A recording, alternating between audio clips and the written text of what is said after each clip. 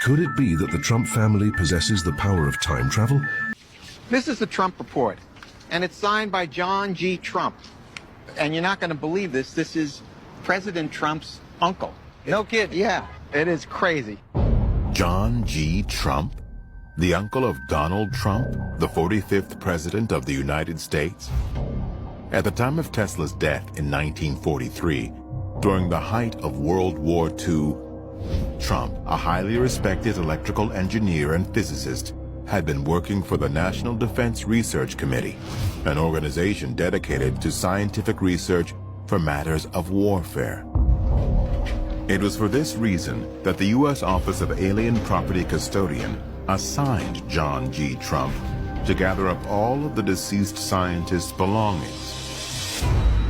But despite retrieving what Tesla claimed were 80 trunks filled with scientific papers, Trump claimed only 30 trunks were found at Tesla's hotel.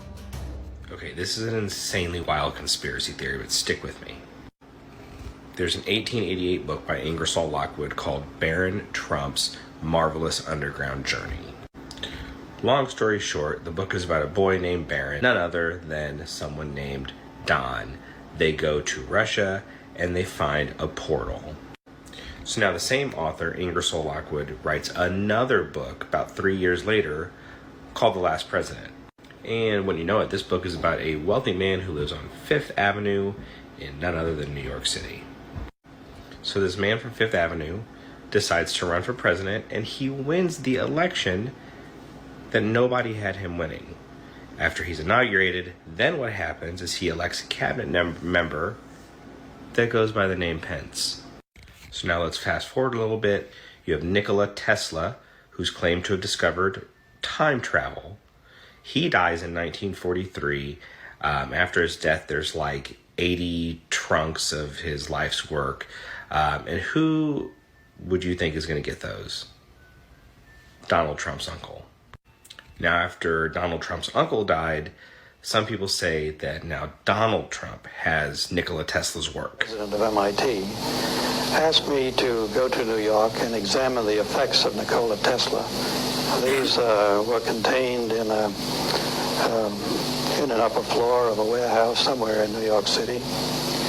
And I spent a good deal of time examining one by one the papers, the books, and various other memorials that he had accumulated. But I was particularly looking for something which would be evidence of a secret weapon, which I was reminded by the agents, the two agents who were present during the entire time, was a matter of concern to the United States. In the course of this, I did come across a number of letters directed at the upper echelon of the British Empire, that is, I think, to the King and Queen, or perhaps just to the King of England, and also to the Tsar of Russia, explaining that he was the inventor of a secret weapon which had rather remarkable properties, and that he would be interested in entering into a negotiation which would lead to a disclosure of what they were. Of course, I spent a good deal of time looking through these papers, trying to find out what the nature of this secret weapon was. I think I had, although I don't remember it so very accurately, an idea of what its properties were. It had the capability of acting at a great distance, of being destructive to flying objects and things of that kind at a place which was remote from the source. But nowhere in his technical papers did I find anything which revealed an explanation of just how such a device could operate. I believe that you also opened another box, supposedly a secret weapon that he left at another hotel.